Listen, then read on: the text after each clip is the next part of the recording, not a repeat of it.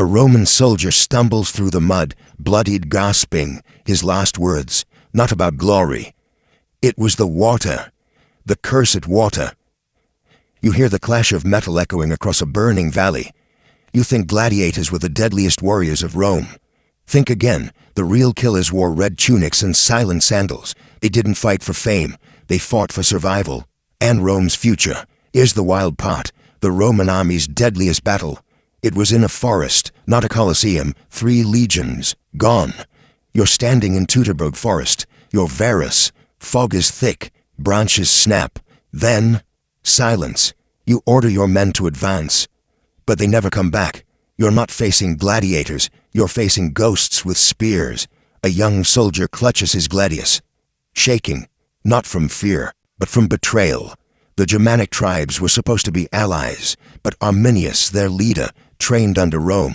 He knew the tactics, he turned them inside out. Imagine fighting your own mirror. Then it gets worse. Their sandals slipped in swamp mud, shields splintered in rain, and from the trees chaos, spears rained like arrows, blood soaked into moss, no reinforcements, no escape, and that was just day 1. Zoom out, this wasn't just a battle, it was a psychological collapse. Rome lost 20,000 soldiers, 3 eagle standards, the soul of each legion, vanished. It shattered Roman pride. Augustus locked himself in his palace whispering, "Varus, give me back my legions." But the army learned, oh, they evolved. Fast forward, Roman shields glint under a Syrian sun. You're on the eastern front. Enter the Battle of Carrhae. The enemy, Parthian horse archers, fast, silent, deadly. Imagine drones shooting arrows. That was them. Roman lines crumble. You, a centurion, feel every shot. The sun burns, your men drop, and then the horror. Crassus, your general, captured. His fate. Legend says molten gold was poured down his throat. Rome failed, again, but they adapted. Because here's the secret. Rome's army was like a living organism. Every defeat, it learned. It mutated. You're now in Judea. Siege towers grind forward. Jewish rebels scream from the walls. Now Rome wins.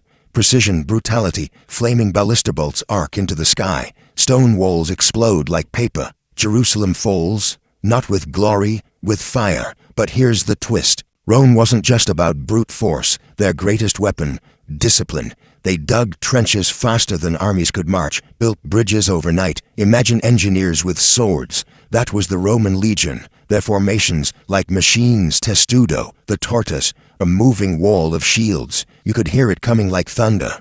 And in the heart of every battle, the centurion, a scarred veteran screaming over the roar, hold the line.